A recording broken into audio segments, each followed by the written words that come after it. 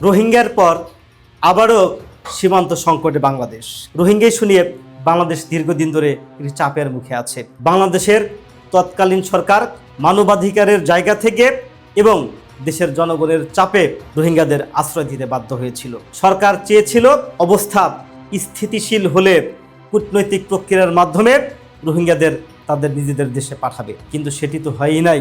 রোহিঙ্গারা এসেছিল 15 লাখ, এখন তাদের সংখ্যা 5 থেকে 7 লাখ বেড়ে গিয়েছে। এই যে এত সব রোহিঙ্গাদের একটা দেশে আশ্রয় দেওয়া, শুধুমাত্র সেই দেশের খাদ্য নষ্ট হয় সেটা না, একটি দেশের নিরাপত্তার অনেক বিষয় জড়িত থাকে অন্য দেশের মানুষ সেই দেশে প্রবেশ করলে। ইতিমধ্যে আমরা দেখতে পেয়েছি চট্টগ্রাম সহ যে অঞ্চলে রোহিঙ্গাদের আশ্রয় দেওয়া হয়েছে সে সমস্ত অঞ্চলে নানা সময়ে নানা রকম অপকর্মের ঘটনা ঘটেছে।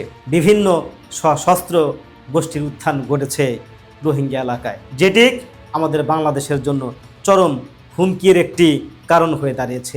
ঠিক একই অবস্থা আমরা আবারও দেখতে পাচ্ছি বাংলাদেশ সীমান্তে। ভারতের পশ্চিমবঙ্গে বিজেপি রাষ্ট্র ক্ষমতা আসার পরে সে দেশে থাকা মুসলিমদের এবং অনেক হিন্দুদেরকে বাংলাদেশে আখ্যা দিয়ে সেখানে নানা ধরনের অত্যাচার নিপীড়ন চালানো হচ্ছে। তাদের নাগরিকত্ব হরণ করা হয়েছে। তারা বাংলাদেশের বলে প্রচার করে এই দেশে ঠেলে দিতে চাচ্ছে, যার ফলে দেখা যাচ্ছে সীমান্তে প্রতিনিয়ত মানুষের চাপ বাড়ছে।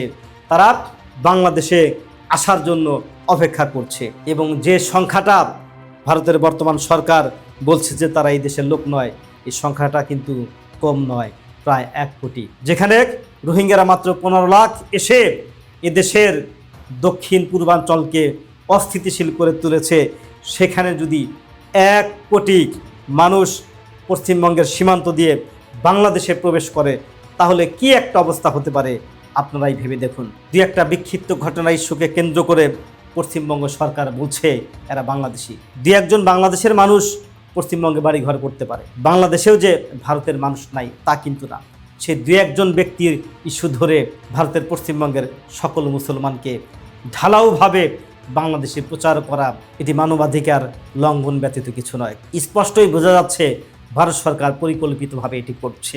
বিজেপি ভারতের পশ্চিমবঙ্গে ক্ষমতায় আসবার আগে বিগত 50 বছরে কেউ প্রশ্ন তোলেনি এরা বাংলাদেশের মানুষ। তারা কেন প্রশ্ন তুলছে?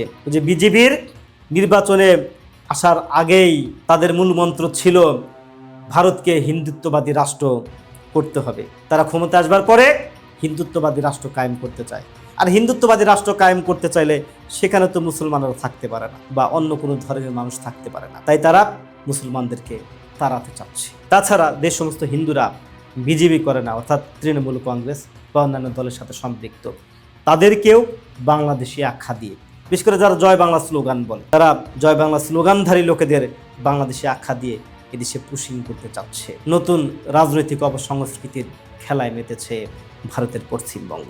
ওইদিকে আবার পশ্চিমবঙ্গে মোদি এবং শুভেন্দু বিরোধী মিছিল চলছে। রাজ্যের বিভিন্ন জায়গায় অস্থিতিশীল অবস্থা চলতে দেখা গেছে। বিজেপি গরু সহ কোনো পশু জবাই করতে দেবে না, ফলে ভারতের যারা খামারি রয়েছে তারা কিন্তু আন্দোলনে নেমেছে। ঠিক এই মুহূর্তে আবার বাংলাদেশের সীমান্তে ভারতীয়দের চাপ, যদি এই সংখ্যাটা বাংলাদেশে ঢুকতে পারে তবে বাংলাদেশের কী অবস্থা হতে পারে? রোহিঙ্গা ইস্যুর চেয়ে কি বড় কোনো কিছু ঘটতে পারে?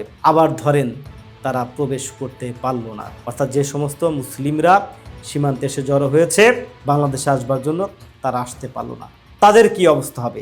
এক হচ্ছে তারা তো তাদের নিজের দেশে থাকতে পারছে না, যে কারণে তারা সীমান্তে ভিড় জমাচ্ছে যে মুসলিম ভাইদের দেশে আমরা যাব, কিন্তু তাদেরকে এই দেশে আনাও আমাদের দেশে নিরাপত্তার জন্য হুমকি স্বরূপ। তারা যদি নিজের দেশে ফিরতে না পারে তাহলে তাদের কি অবস্থা হতে পারে? ভারতের পশ্চিমবঙ্গে মানবাধিকার মারাত্মকভাবে ক্ষুণ্ণ হবে বলে অনেক বিশেষজ্ঞদের ধারণা। এই অবস্থায় আমাদেরকে বরাবরের মতো দেশকে নিয়েই ভাবতে হবে। নিজে বাঁচলে বাপের নাম, আগে নিজের দেশ, তারপর অন্য কেউ। বাংলাদেশ সরকার বিষয়টা কোনভাবে দেখবে, কূটনৈতিকভাবে কতটুকু সফল হবে, এটাই এখন দেখার বিষয়।